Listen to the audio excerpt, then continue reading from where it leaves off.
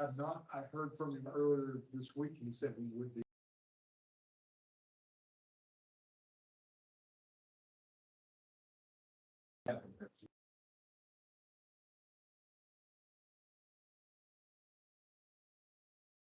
I call to order this special meeting of the Monument Town Council, Thursday, October 19th, 2023. Please rise for the pledge. Pledge allegiance to the flag of the United States of America, to the republic for which it stands, one nation, under God, indivisible, with liberty and justice for all.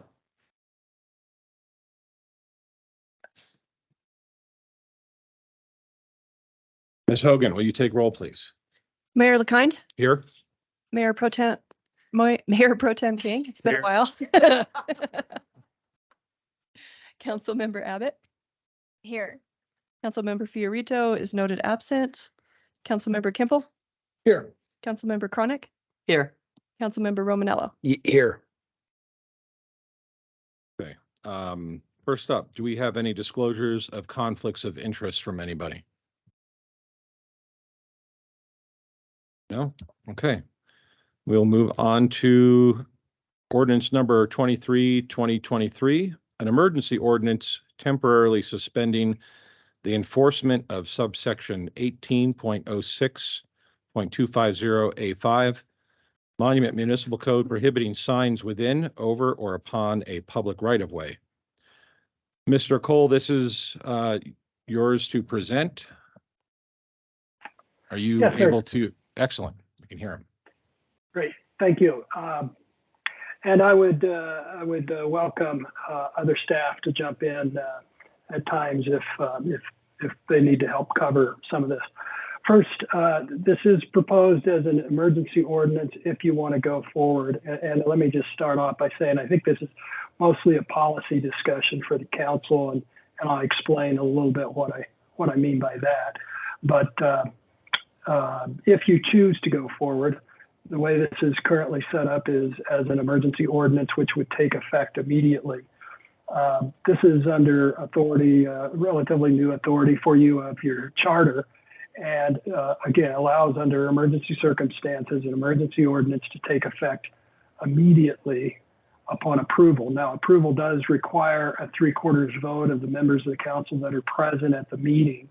So depending on whether council member Fiorito is able to participate or not at the time of a vote, if a vote is taken, that 3/4 of 6 would require 5 votes in favor. 3/4 of 7 would require 6 votes in favor, subject to the fact that I'm an attorney and someone else might run that math and correct me on that, but I believe that's the right numbers. One additional aspect that is unique of an emergency ordinance is that if it is adopted, the charter requires that we come back in within 30 days and allow additional public comment. It doesn't really call for the reconsideration of the ordinance, but it requires for additional public comment be scheduled at a council meeting within 30 days. And so you'll see in section 5 of this ordinance, that would be set up for November 6th at your regular meeting. Those are the kind of unique natures of this in terms of going forward as an emergency ordinance. We prepared this really to give you the opportunity to consider whether you want to change your current code requirements and practices related to signs in the public right-of-way. And what this ordinance proposes is a more formal way of doing what was done, as I understand it, informally last year about this time, where the town chose to disregard enforcement actions for signs in the public right-of-way. That was done under kind of a theory of prosecutorial discretion. And let me just say that I think if you choose to not wish to have a prohibition of signs in your right-of-way, I believe that this this method that's now afforded the opportunity under your charter to become immediately effective as an ordinance, temporarily suspending that part of your municipal code. I think that's a much better, much more effective way to go about it than otherwise just directing staff to either not enforce or go in light on enforcement. So if you want to go forward, this is the method I would suggest. And the justification for this, as stated in the ordinance and consistent with your municipal code says for an emergency ordinance, you have to have present a need, a necessity to preserve the public peace, health, or safety. The ordinance indicates that in this situation, it's believed that it's necessary to preserve the peace. I suppose if you feel that it also relates to health and safety, we can add that and should add that in. Generally, the legislative body's determination of public peace, health, and safety is given almost absolute deference. You'll see that phrase attached to most legislation out of the state legislature, and it just never gets considered. But again, in this situation, it seemed to me that we're looking at a situation where necessity to preserve public peace is probably most applicable. And then again, what this specifically proposes is a temporary moratorium that would take effect immediately. As proposed, it would go through January 15 of 2024 and the moratorium would suspend the enforcement of the section of your sign code that currently prohibits signs within the public right-of-way. The ordinance, and you'll see this in sections 2 and 3. Again, that suspension would be through January 15. It would go away at 11:59 on January 15th if nothing else was done, and the prohibition would go back into effect at that time. The ordinance calls really for two actions during this temporary suspension. One is that the prohibition not be enforced, and I'll explain to you in just a second a little more detail of what that means. That prohibition would not be enforced, and then the second thing, staff would evaluate the sign code, work with town council, consider any amendments or revisions that might better serve your interests, and you could go forward with those if you felt that was important. If you adopt this ordinance and you determine that you're fine with the ordinance as it's currently written, you wouldn't have to make any of those changes. Just a couple of quick other items I would add, and then I want to just quickly again focus on the effect of this. The ordinance does indicate that you have gotten recent inquiries over the enforcement of your code, that you've received threats of litigation over it. And we believe that in both cases, those are unfounded. Staff can talk to you about their enforcement practices, their application practices, and the like. We really don't see a basis for an existing concern with that. In the terms of the legal arguments, it seems that the argument is basically that the town is legally not allowed under constitutional provisions to have an absolute ban of signage within a public right-of-way, or with very limited exceptions. And we absolutely disagree with that. Your prior attorneys have disagreed with that stance. The current United States Supreme Court rulings disagree with that stance. And while there is certainly a lot of allowance in constitutional law for free speech, and especially political speech, there is no existing support that has considered and struck a ban on signage in the public right of way because of the paramount considerations, mostly of safety. Now, again, having said that, you, as a policy decision, could decide that you wish to allow some signage in your public right of way, all signage within your public rights of way, and the like. The real key through all of this is that when it comes to signage, it has to be content neutral. And I believe your existing code and the practices that you have most recently, at least been following recently, that you know, during the time I've been involved in this issue, have been content neutral. So I'm not really concerned or urging you to make a consideration tonight based on a concern out of legal liability for the town. It really is a policy decision, I think, on what you want to do. Now, looking at what's up on your screen, section 18.06250, prohibited signs. This is your municipal code. And if we can scroll that down just a little bit, you'll see there that in section 13, let me get to the right one myself.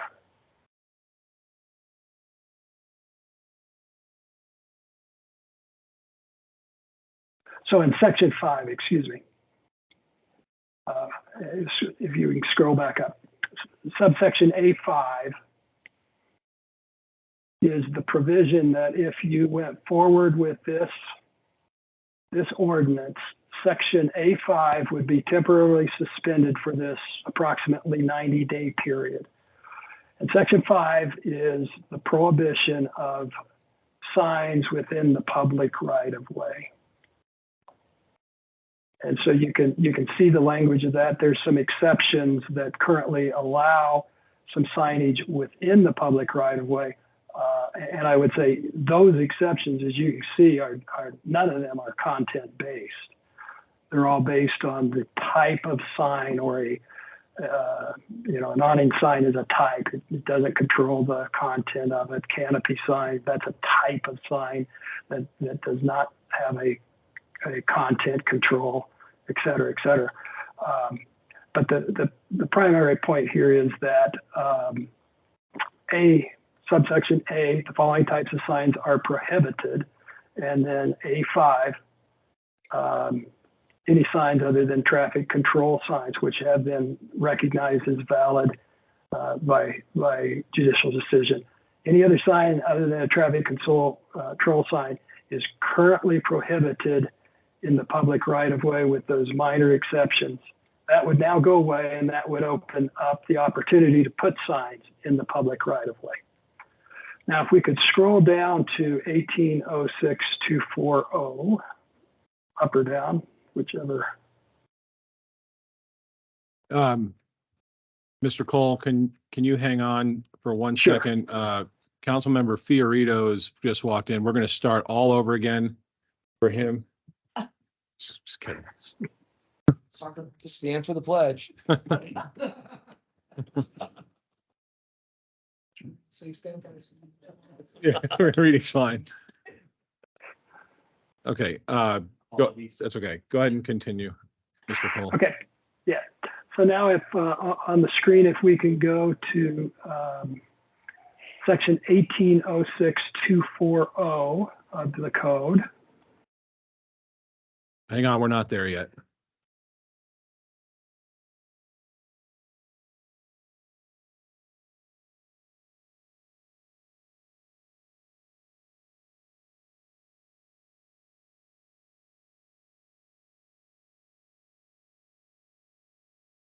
I think it's a different document. Yeah. Yeah, he was. He's on two.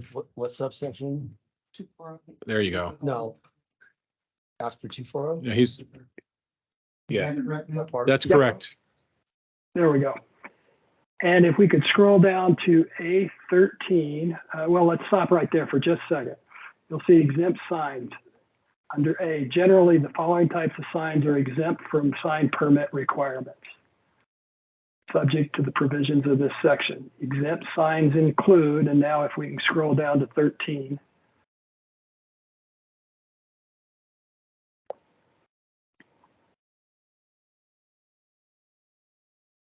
Okay, yard signs is defined in 1807-110. That actually just defines yard. And then subject to the standards of 1806-330. So the primary effect of this moratorium, and you have to look at,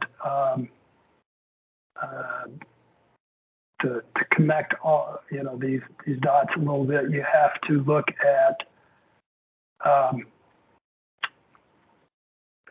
section A, 4A of the resolution also, but the primary effect of this suspension would be that signs that meet the definition of yard signs would be allowed to be put into the public right-of-way without an application or permit. And under the ordinance 4A, it says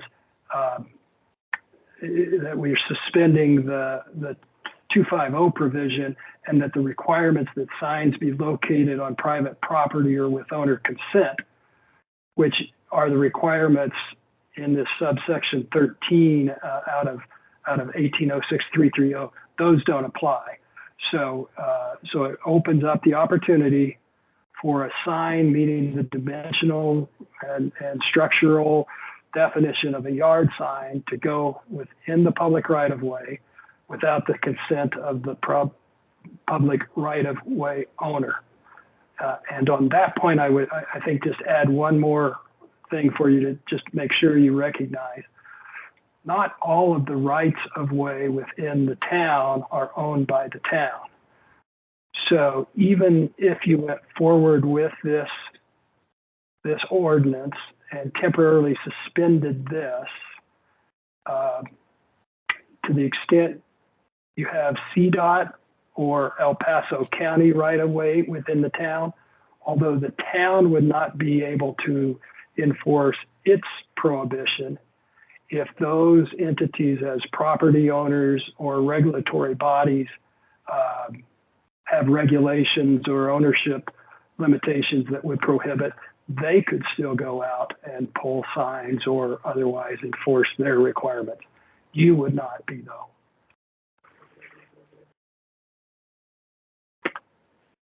Any questions on any of that, or how can I help you at this point?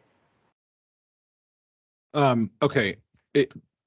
Mr. Cole, if that's your entire presentation, then I think we'll let the council ask questions, either of you or staff, before we get to public testimony on this ordinance.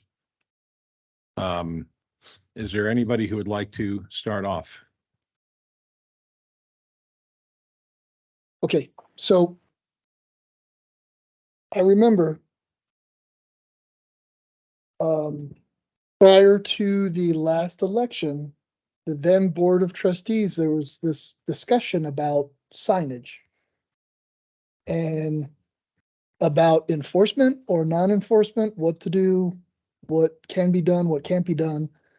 And it was, if I'm not mistaken, the motion was presented to for vote by then well, I won't say, but anyway, it was decided and voted upon that there It was, was not voted.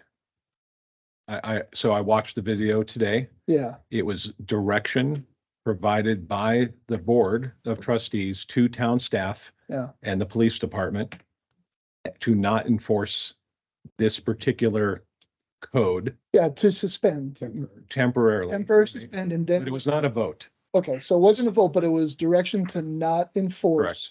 And then the goal was to, after the election, was to introduce or advertise to the public, hey, henceforth, this is going to go into effect.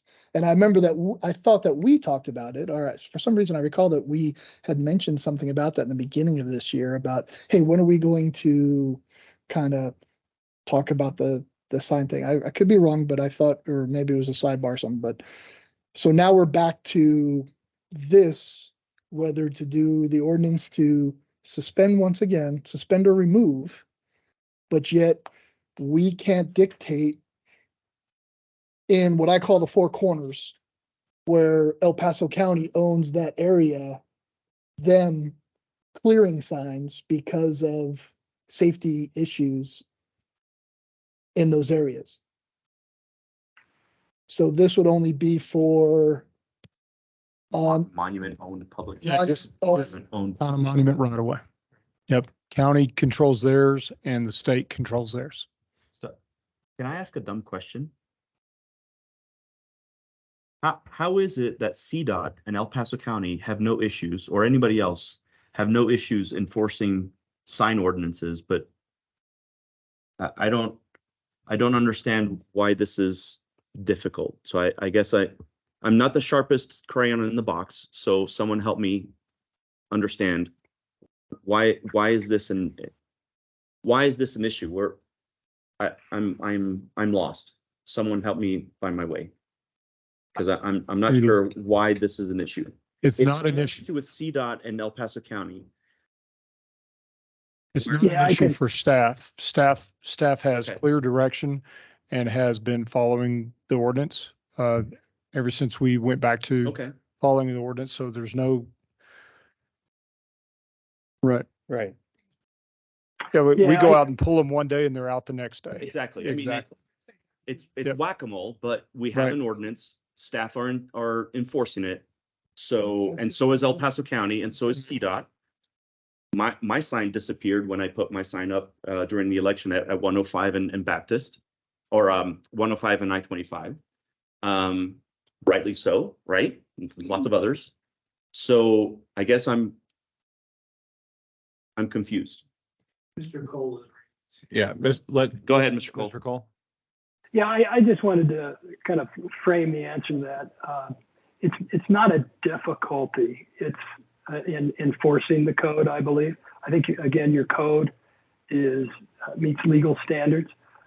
It is the same requirements in essence that, many municipalities have. It's the same requirements as many counties and CDOT have. And it's really an issue of, do you want to consider something different? If you are satisfied with the code as written, then nothing needs to be done, and town staff will continue to enforce it on your public rights of way without regard to any content. Any sign that's on there, would come off, and that's just the way it'd be. Okay. Marco, let me. Yeah, let me go just- ahead. Yeah, so for some backstory for those who weren't sitting on the board when Jim and I voted to pass this ordinance. Actually, I wasn't even on, yeah, I was. 2021 is when this ordinance went into effect. It was, I believe, June, from what I read today online about it. Then I went and watched the video. There was much discussion that was brought up. That's what led us to the decision to suspend it at the time. It was strictly for the purposes of election season and nothing more. At the end of that period, staff was supposed to come back to us with either changes to the ordinance. We were supposed to go through it. And so far this year, we've not gone through it. We've not rewritten it. We've not scrapped it. You've been just applying the code enforcement of the ordinance as written. I'll let Commander Lupton address that because I think he's had several conversations with Bob on this. Okay, well, it's not, the council hasn't voted to change the ordinance so far. So that's a little bit of the backstory, and I remember when signs were taken from folks during the last election. The county took them, the state took them, and the town took them. How we got here today is because of a complaint that was filed. And so, I'm eventually going to have questions about the complaint itself that I'd like, Mr. Cole to answer, as well as others that may be in the audience. But that's how he came to June 2021. This is the sign ordinance. And by the way, that ordinance was drafted specifically because of the SCOTUS decision about free speech and the church in Gilbert, Arizona that went to the Supreme Court and won their case. And that's why we can only now deal with time, place, and manner, of which place is our right of way. Mhm. And so that's why we're here. Okay. So other questions for, Yes. Reading through these two prohibited signs and exempt signs. The one thing that I haven't heard or I haven't read, and correct me, point it out if I'm overlooking it or if I missing it, is the duration. Because I remember at the end of, as an example, at the end of the last election, there was a large amount of residents complaining about signs being left up Mm. and when they're going to be taken down. Post-election. Post-election, yes. That duration. So is that something that I think that's something that needs to be also addressed or discussed? I think there's a statute on that already, right? That's what Yeah, I'm if I asking. could jump in here. I can answer that question. So again, the signs that are allowed, include the yard signs, and then the definition of yard sign has standards attached to it, and they are limited in time to the amount of time they can be placed. I'm pulling it up right now. I think so they're a temporary sign. They have to meet those temporary sign requirements, and Says 90 let me just get days. the 90 days. Yeah. So I think that timing. I think that timing is covered. yeah, and I think a lot of those signs that people were complaining about were on private property. And so the town could not enforce those because it was not their land to enforce it. And rightfully so. I Right. mean, right, it's, I would agree with that. and this ordinance, just to be clear, covers signs in public right of ways. It doesn't cover signs in private properties, right? Except for the fact that you need permission from the private property owner Right, to put the sign there. or and the HOA if that, but Right. beyond that, we're only talking about signs in the public right of way that Monument owns, for lack of a better term. Well, I heard some banner on private property about something about a permit. Did I misread that or not? I don't see that right here, but I do not agree with somebody getting a permit to put something on private property. We do. Yeah. April, do you want to answer to that? It depends on the duration of time that they're going to have that sign up. So as Attorney Cole referenced before, we've got some requirements. So yard signs, you need approval of the property owner, and you don't need a permit for yard signs if you meet all the regulations. I don't know offhand what that is in terms of the time frame, but once you exceed a certain time frame, you would need a permit. It's 30 days, April. It's 30 days and then you get 60 days with a permit.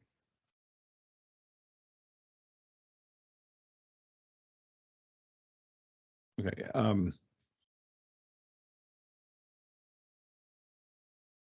Do you have any questions down there?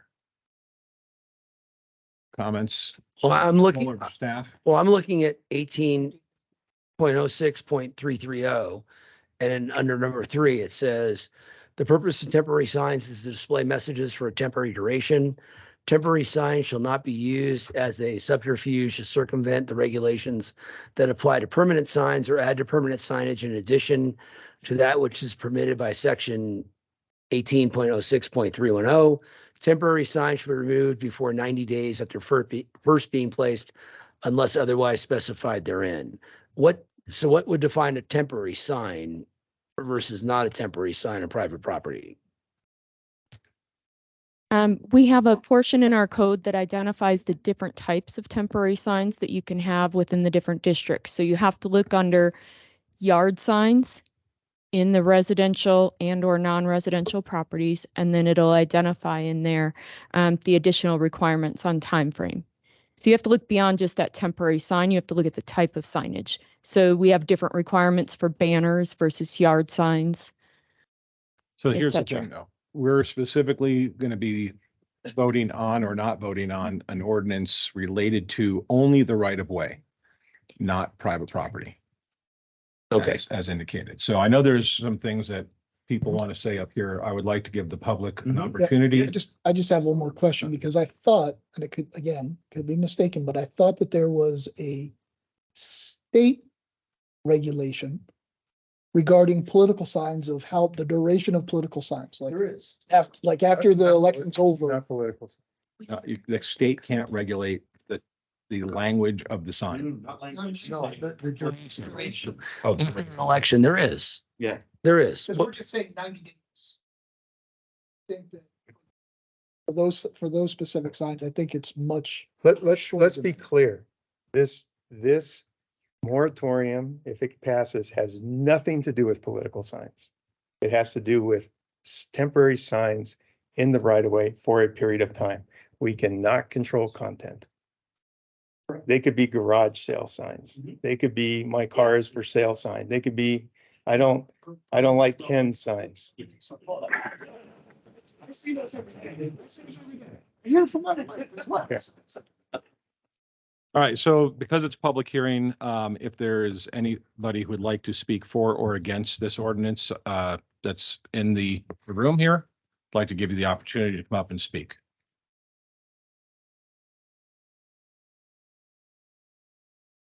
Come on up.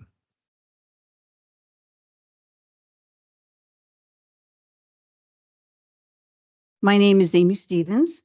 I'm a 28-year resident here in Monument. So you've asked some really good questions.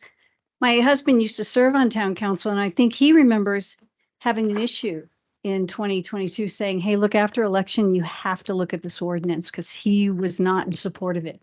He thought there were problems. And I think from the letters of from the attorney, Andrew Nussbaum, you can see that there are definite problems with this ordinance. I think that the Colorado Springs ordinance, however, fulfills the First Amendment and the constitutionality. There's been no problems in Colorado Springs with how they've done their ordinance, and I'd really suggest taking a look at it. I've called some city council members who are just appalled at what's currently going on here. You know, if you just go 2 short miles into Glen Eagle, even into Briargate, you know that we have a school board election. And yet it's barren town here. You wouldn't even know we have a school board election or much anything going on here. And frankly, the idea that we have the police scrambling, using the arm of the police to take down political free speech or free speech itself is just appalling. It's almost like living in a police state.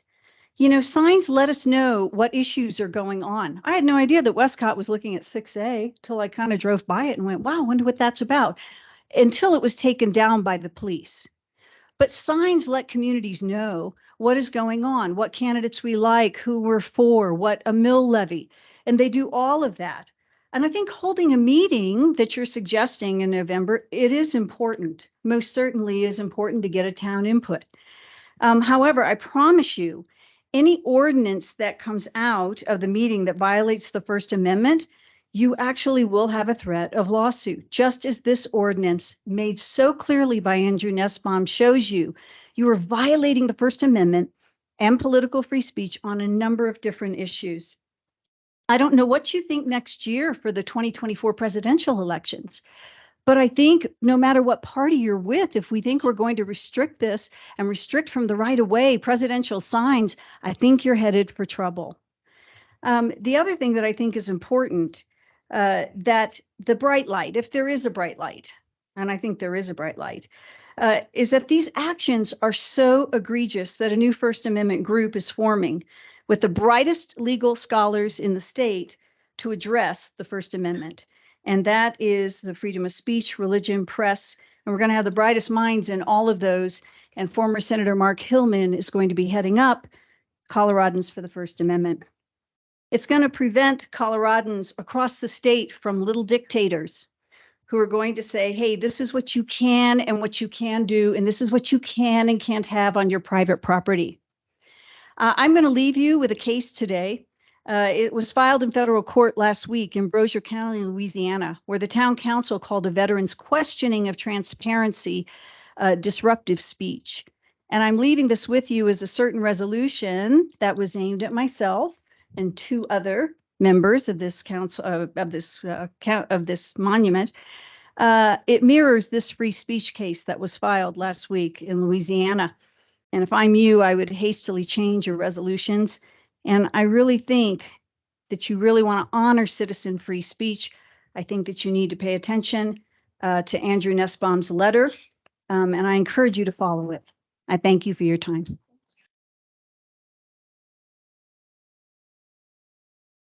there anybody else in council chambers that have anything they'd like to say? Is there anybody online? Will, that would have any?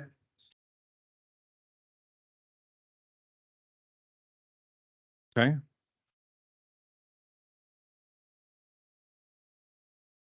Then we'll bring it back to the council for further comment. Ms. Chronic, you said you had something that you would like to say? Yes, thank you, Mayor. Mhm.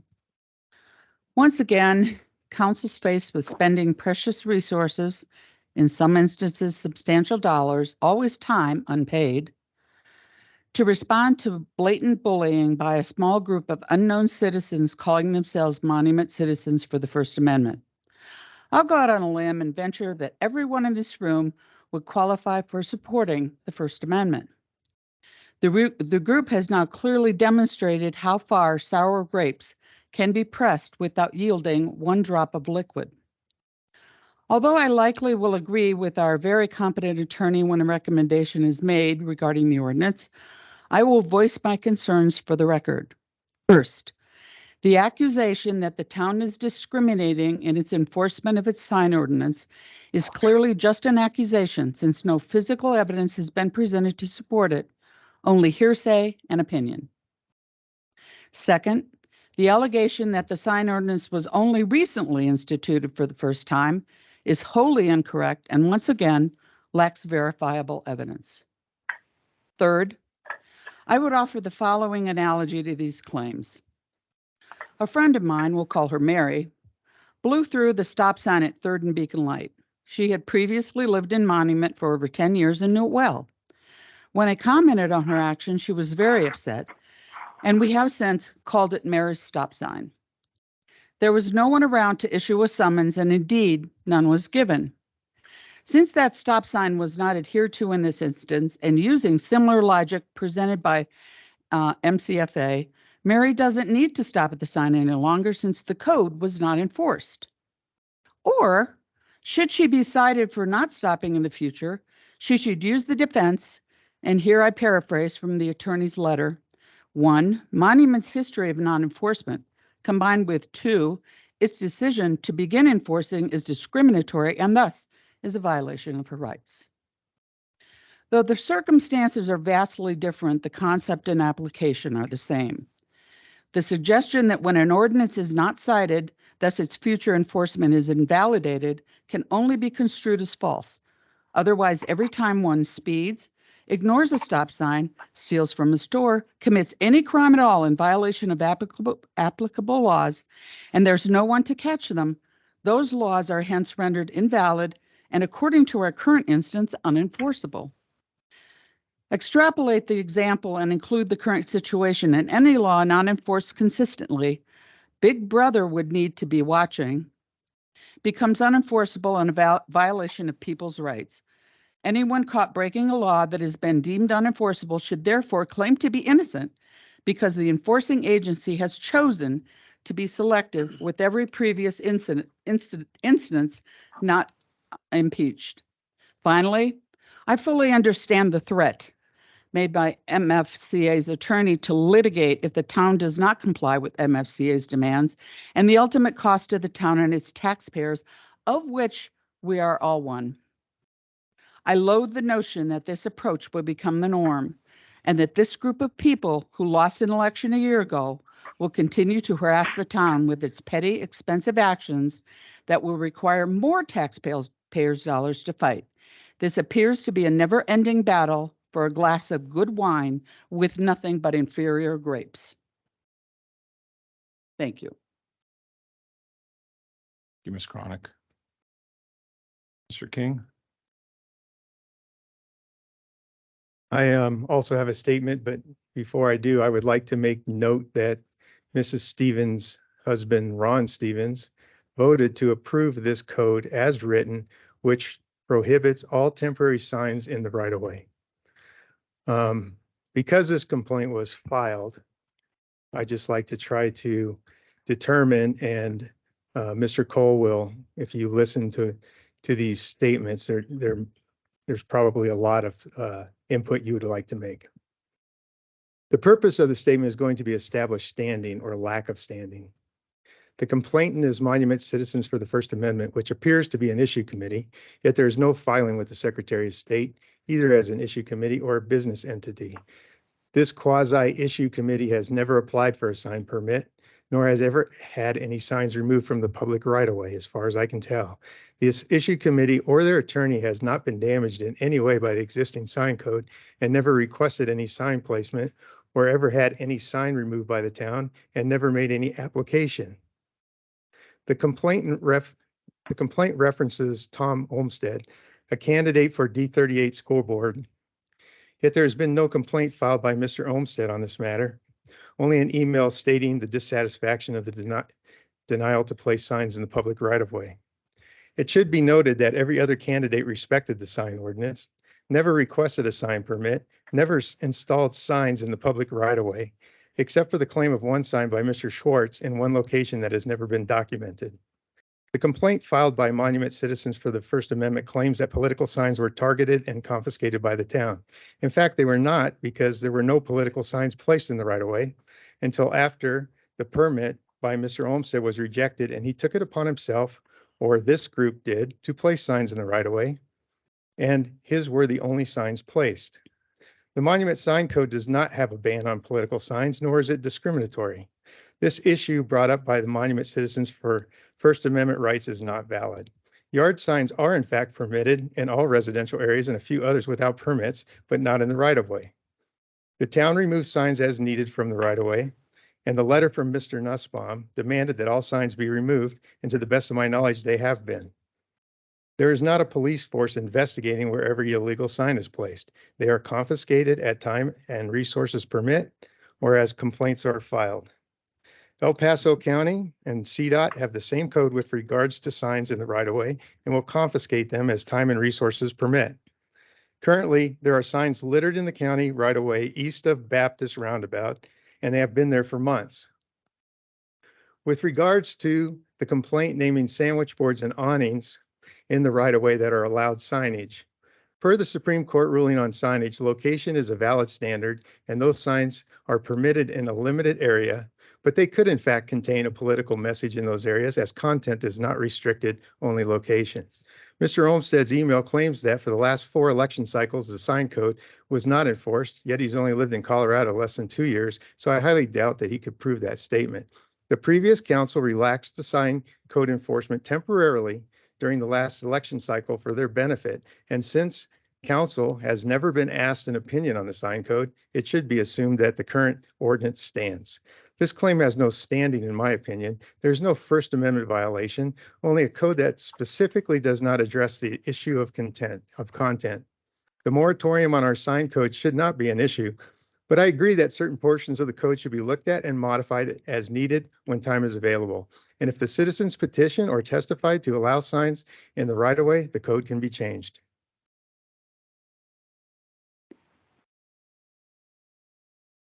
Thank you, Mr. King. Is there anybody else on the council that has anything they'd like to add? I'd like to ask Mr. Cole a question. Yes.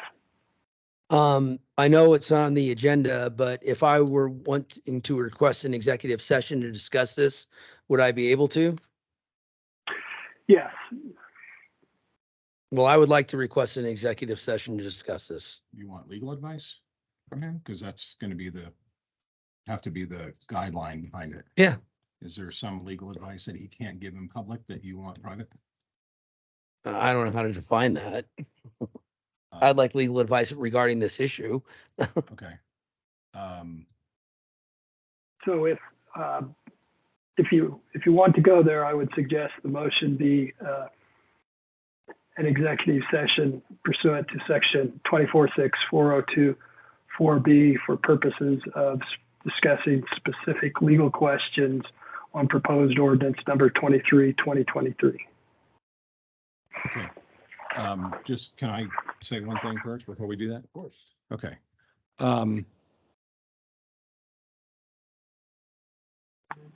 I guess I have a question for the group. Clearly, there's representation from the group here. And if somebody would be kind enough to answer, has your group and your representative filed against the state of Colorado and the county of El Paso for their ordinance, which ours is similar to?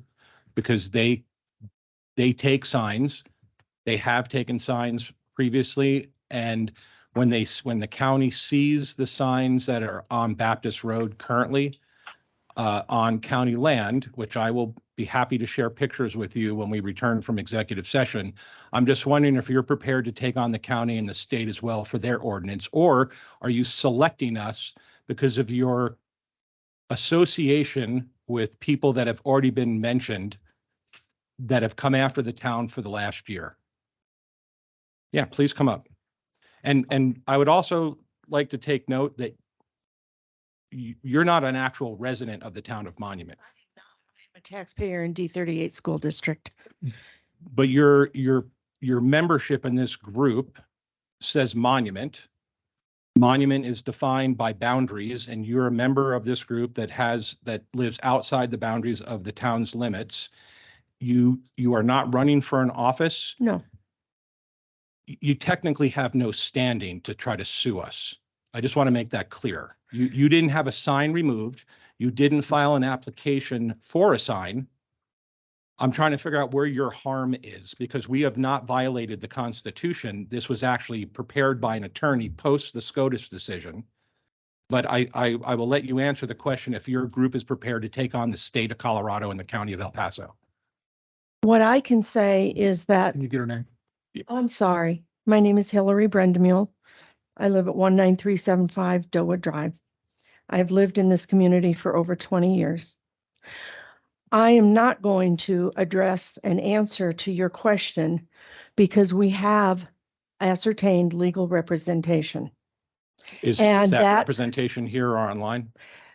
They were not able to be here this evening, but they are available and will be in the next few days.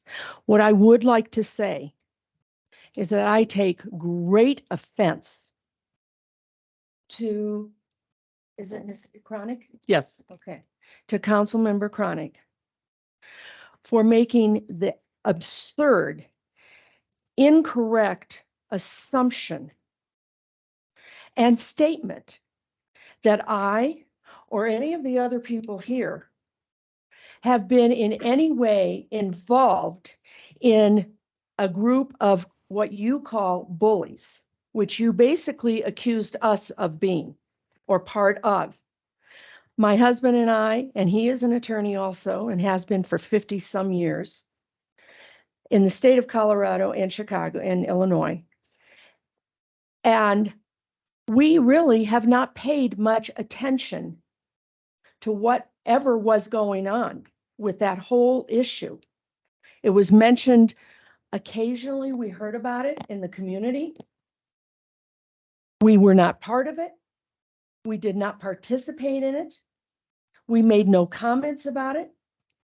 And to be accused, as you have publicly done, I ask that the public record reflect the fact that that is an absolutely false public accusation. And I take great offense to it.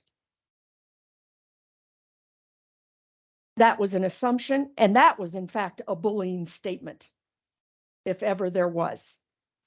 Where I come from, is the fact that I truly feel, as do others, that this is a gross egregiance of our First Amendment rights.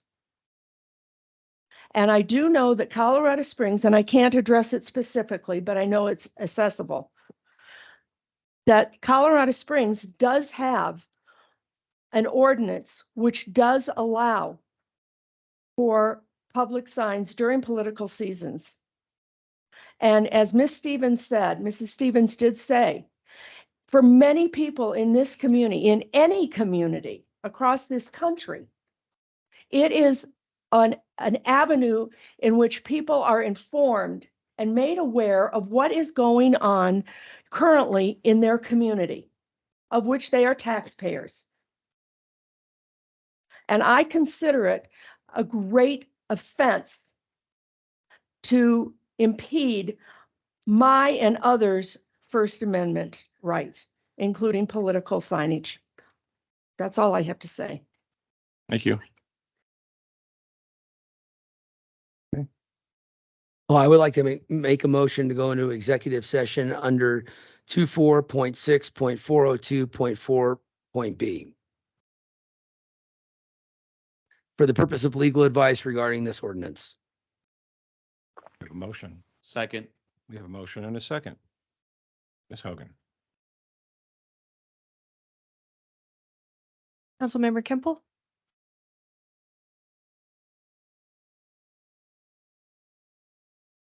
Not exactly sure why or exactly what the legal advice would be that we can't discuss in the open. So I'm going to say no.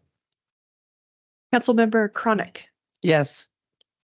Mayor Pro Tem King, Yes. Councilmember Abbott, Yes. Mayor LaKind, Yes. Councilmember Fiorito, Yes. Councilmember Romanello. Yes. All right. Yeah, well, that passed 6-1. We're going to take a 3-minute break. We will remain in council chambers for the executive session so we don't disconnect Bob. We will ask the audience to step out down the hall, and when we are done, we will resume business here. We won't be adjourning.